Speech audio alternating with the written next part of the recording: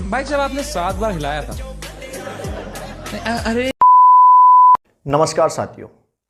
मुझे पता है कि ये जो मेरी वीडियो है ये बहुत एजिड लोगों के पास भी जाने वाली है और यूथ के पास तो जाएगी जाएगी, क्योंकि ज़्यादातर मेरे इस चैनल से 20 से 27 साल का जो यूथ है वो जुड़ा हुआ है, क्योंकि वो स्टूडेंट है। और यहाँ पर जो हम बात करते हैं वो स्टूडेंट्स के मतलब की बात करते हैं। लेकिन आज की जो वीडियो है वो एक ऐसे छपरियों को लेकर है जो कि यूथ आइकन बन चुके हैं और उनको यूथ ज़्यादा पसंद कर रहा है। तो आज की वीडियो में ये चाहूँगा कि ज़्यादातर उन गार्जियंस के पास जानी चाहिए जिनका बच्चा अभी पढ़ रहा है, 10th में है, 12th में है, या फिर मैं अगर बात करूं तो प्यारे भाई किसी कॉम्पिटिशन एग्ज़ाम की तैयारी कर रहा है। क्योंकि जो चीज़ें गलत होती हैं उन गलत चीज़ों को जो उठाना होता है एक शिक्षक के हाथ में होता है। और मैं एक शिक्षक होने के नाते बस इतना ही कहना चाहता हूँ कि अभी तक जो भी मैंने देखा, जो एल्गोरिथम है यूट्यूब का, उसको देखने के बाद मुझे पता लगा कि यार चीज़ें जहाँ बेनिफिट के साथ साथ हैं वहाँ दोस्तों हमारे जीवन का लक्ष्य भी भूलती जा रही हैं और उन सभी चीज़ों को हम लोग कहीं ना कहीं साइड बाय साइड करते जा रहे हैं। तो आज की हम बात करेंगे प्यारे दोस्तों, इंडियाज़ गोट लेटेंट एक नाम का शो है जो कि आपने देखा होगा। पहली बात तो ये नाम ही गंदा है, इंडिया तो भाई इसमें होना ही नहीं चाहिए, इसका कुछ भी रख देते, भारत नाम इसमें नहीं होना चाहिए था। क्योंकि अगर किसी और कंट्री में ये देखा जाएगा तो यहाँ कहीं ना कहीं हमारे देश की बदनामी है। अब मैं ऐसा क्यों बोल रहा हूँ, क्योंकि अभी थोड़ी देर में आपको ये सब मैं आपको बता दूंगा कि भाई साहब इसमें होता क्या है, इनके कौन कौन कैसे कैसे क्या काम है। एक्चुअल में ये जो शो है दोस्तों, ये शो अगर मैं थोड़ी सी प्रोफाइल जब गया गूगल पे तो ये था दोस्तों डार्क कॉमेडी शो। अब डार्क कॉमेडी शो क्या होता है कि उसमें ना मतलब कि डबल मीनिंग बात की जाती है। जैसे हम लोग भी आपस में कभी कभार अपने घरों में फैमिली में डबल मीनिंग बात कर देते हैं, जो कि हमारे रिश्ते होते हैं मजाक के रिश्ते होते हैं। लेकिन ऐसा नहीं है कि वो एक्चुअल में डार्क कॉमेडी देखी जाती है। जैसे कि हम लोग भाभीियों से कभी कभार मजाक कर देते हैं, या फिर अगर हम बात करें तो किसी अपने दोस्त से मजाक कर लेते हैं, तो डार्क कॉमेडी मानते हैं। जैसे कपिल है, कॉमेडी नाइट विद कपिल का शो है, वो डार्क कॉमेडी शो हम मान लेते हैं, क्योंकि भाई उसमें डबल मीनिंग बात हो जाती है। लेकिन ये शो सर ये डार्क कॉमेडी नहीं है, ये भद्दा अश्लील वाला शो है। मैं क्यों कह रहा हूं, तो चलिए सबसे पहले हम बात कर लेते हैं एक छोटे से क्लिप से। आप उसको पहले देखो, उसके बाद आपको पता लगेगा कि मैं इसे डार्क कॉमेडी शो ना कह के इसलिए अश्लील शो क्यों कह रहा हूं। पहले आप इस वीडियो को देखो। Watch your parents rest of your life.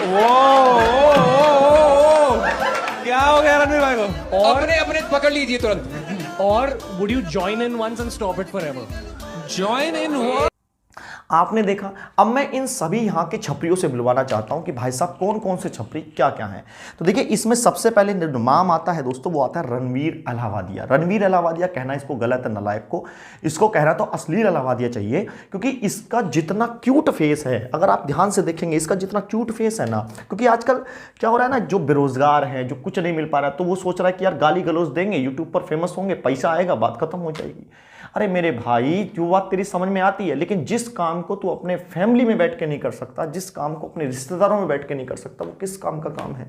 इसका अरे कम कमा लो ना यार, छोटा कमा लो, लेकिन इज्जत से कमा लो, ज़्यादा बेस्ट है। लेकिन इस अलाहाबादिया ने क्या किया? मैं तो यही कहूँगा कि इन सब की कहीं ना कहीं परिवेश में कमी है। अगर हम रणवीर अलाहाबादिया की बात करें तो दोस्तों, अगर आप इसको नहीं जानते तो मैं आपको बता दूं, ये पॉडकास्ट चैनल है, पॉडकास्ट लेते हैं, मतलब बड़े बड़े मंत्रियों के और एक्टर्स के, इन सब के दोस्तों क्या करता है, ये इंटरव्यू वगैरह लेता है और उसके बारे में बताता है। आज मैं इसको इज्जत से भी बात नहीं करूंगा यार, मैं तो बड़ा अच्छा समझता था इसको, क्योंकि मैंने भी 1-2 पॉडकास्ट देखे हैं मंत्रियों के, है ना, खिलाड़ियों के भी मैंने इसके साथ पॉडकास्ट देखे हैं।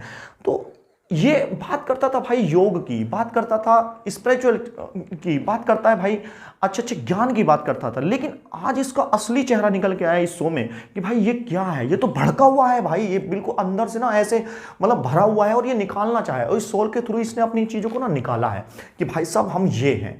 एक्चुअल में असलियत पता लगती है कि भाई ये हैं।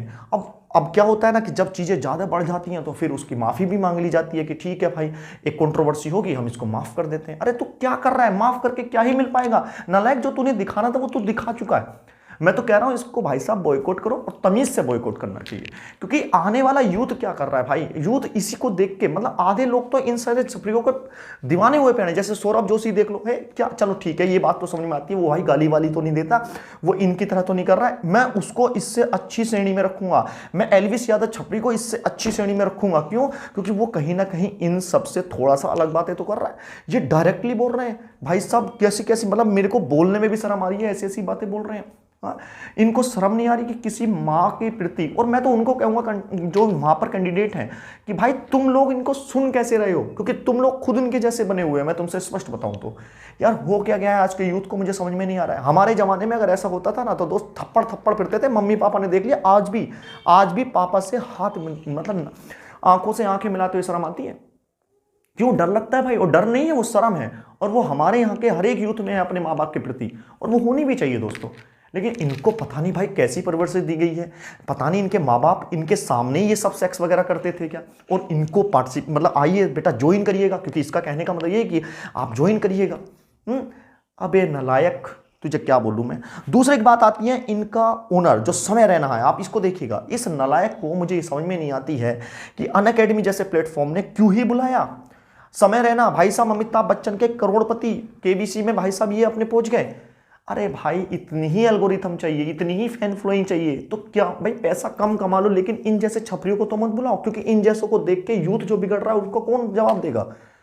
आप इस समय रहने को देखो, है ना, जम्मू के रहने वाले हैं, और जम्मू में कितना अच्छा शांति की बातें होती हैं, लेकिन इसको देख के लगता है कि इसने अपने पूरे स्टेट का नाम खराब किया इस नालायक ने। दूसरा बात आता है भाई साहब, ये देखो तुम इस कलेशी औरत को, है इस कलेशी औरत को, इसका नाम है अपूर्वा मुखीजा। कलेशी औरत भाई, जहां लड़की, And we also have Prajakta Kohli from Misho. Prajakta Kohli कभी समय को मुंह But कैसी है आप? How are you feeling? पे बढ़िया हूँ, एकदम तैयार हूँ नहीं नहीं, क्योंकि इज्जत होती है, नारी सशक्तिकरण की जहां बात की जाती है, वहां ऐसी ऐसी लेडीज को भाई साहब आप देखिएगा क्या कर रही हैं। ये कहती है इसको अगर गाली दो तो ये खुश होती है। ये बात यार, इसके शो में तुम अगर देखोगे तो ये बात, मतलब गाली दो, कुछ करो। ये मैं 2-4 लोगों के यहां नाम ले रहा हूं, ऐसे ऐसे ना जाने इन्होंने पूरी एक टीम बनाई हुई है पूरी छपरियों की, पूरी अश्लीलता फैलाने के लिए पूरा का पूरा दमाश से भाई साहब काम चल रहा है इनका। अरे क्या कर रहे हो तुम? ये छोटा छोटा बच्चा तुम्हें देख रहा है भाई। अच्छा इनका क्या है ना, इनको चाहिए व्यूज, है ना, इनको व्यूज आएंगे, इनके पैसे आएंगे, इनको जो है ब्रांड प्रमोशन मिलेगी, और बस भाई इनका काम सही चल रहा है। लेकिन ये तो देखो ना, आगे आने वाले फ्यूचर में जो तुम्हारी पीढ़ी होगी, तुम्हारे जो बच्चे होंगे, वो तुम्हें क्या कहेंगे? वो तुम्हें देख के कहेंगे भाई साहब, अरे पापा तुम ये कब काम करते थे, कि पापा तुम मम्मी पापा के साथ ज्वाइन करते थे, और ये अपूर्वा, मम्मी तुम गाली सुनने को मजा आता है तो मम्मी हम भी आपको गाली देते हैं। और नालायक समय रहना, तेरे को तो शर्म आनी चाहिए। दूसरी बात आती है इन सबके पापा जी महीप सिंह, इन सरदार जी को देखो, कितने बुजुर्ग व्यक्ति है ये, लेकिन इन बुजुर्ग व्यक्ति को ये सबसे पूछती मम्मी कैसी है, सबसे यही पूछ रहा है कि मम्मी कैसी है, जैसे सबका पापा है ना यही है, पितामह है ये। अरे मेरे भाई सरदार जी, तुम सरदारों की कितनी, मतलब मैं दिल्ली में पढ़ता था, दिल्ली यूनिवर्सिटी में, तो दिल्ली यूनिवर्सिटी में हम लोग पछाते हैं, हम लोग क्या है ना कि सिखों से बहुत ज़्यादा रिलेट करते हैं, पंजाबी लोगों से बहुत ज़्यादा रिलेट करते हैं, तो वो हम लोगों को एक इज्जत सिखाई जाती है, एक शालीनता सिखाई जाती है। लेकिन सरदार जी को देखने के बाद, अरे जी तो मैं गलत लगा रहा हूँ, इस सरदार भाई साहब क्या बोले, इस महीप को देखने के बाद, क्योंकि सरदार तो क्या पीछे तो जी लगाना ही पड़ता है, लेकिन मेरे भाई इस महीप को देखने के बाद, इस नालायक छपरी को देखने के बाद लगता है कि इसने पूरी सरदार कौम को बेइज्जती कर दिया है।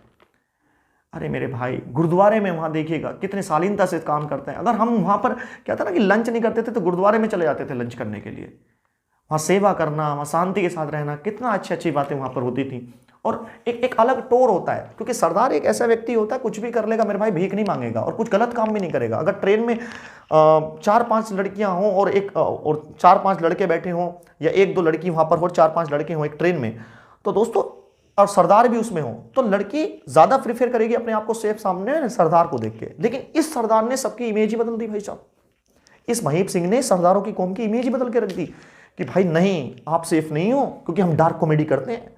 अच्छा ऐसे ही नाम में बहुत सारे, उर्फी जावेद हुआ है ना, बहुत सारे ये सारे नाम हैं जो कि लड़कियों के नाम पे भाई साहब अरे स्टैंड अप कॉमेडी करते हैं यार। बस्सी को देख लो कितनी बेहतरीन कॉमेडी करता है भाई, क्या दिक्कत आ रही है बस्सी में। और कौन सी नॉन वेज बात नहीं बोलता है, वो बोलता है ना, उसको डार्क कॉमेडी बोल सकते हैं हम। लेकिन इन नालायकों की कॉमेडी, तो मैं तो कहूंगा यार ऐसे शो को भाई प्लीज बॉयकॉट करना चाहिए, कंप्लीटली बॉयकॉट करना चाहिए। और ये अश्लील अलाहाबादिया को, तो नालायक को मैं कहूंगा कि देखो, इस पर बहुत से लोगों ने केस भी किया है, जैसे आप असम के इनसे हम साहब को देख सकते हैं, इन्होंने केस भी किया। लेकिन मुझे ये समझ में नहीं आ रहा कि इन्होंने केस करते समय इनके नाम के आगे दोस्तों श्री क्यों लगाया है। इनको इज्जत देने की जरूरत क्या भाई, इनको बिल्कुल इज्जत देने की जरूरत नहीं है। मोदी जी ने इसको भाई साहब अवार्ड दिया है, बेस्ट क्रिएटर का अवार्ड इसको दिया गया है। तो ऐसे चीज़ों को देखते हुए आज बड़ी शर्म आई। आज कोचिंग में जब मैं गया तो मैंने थोड़ी सी बात छेड़ी तो बच्चों तो सब भाई उस शो को सब देखे हुए हैं। मुझे लगा यार कहीं ना कहीं यूथ बिल्कुल बेकार हो रखा है, पढ़ाई पर कम ध्यान दे रहा है और इन सब चीज़ों पर ज़्यादा ध्यान दे रहा है। क्यों? क्योंकि भाई 1.5 GB डेटा मिल रहा है। अच्छा, सबसे अच्छी बात यह है कि हमें बेरोजगारी का पता भी नहीं लग पा रहा है, क्योंकि सुबह उठते हैं तो नेट हमारा चल जाता है, शाम तक भाई काम खत्म हो जाता है। आजकल क्या है ना, ट्रेंड भी आ गया, गालियाँ दो, गलोज दो और भाई फेमस हो जाओ। पता नहीं क्या होता जा रहा है भाई यूथ को।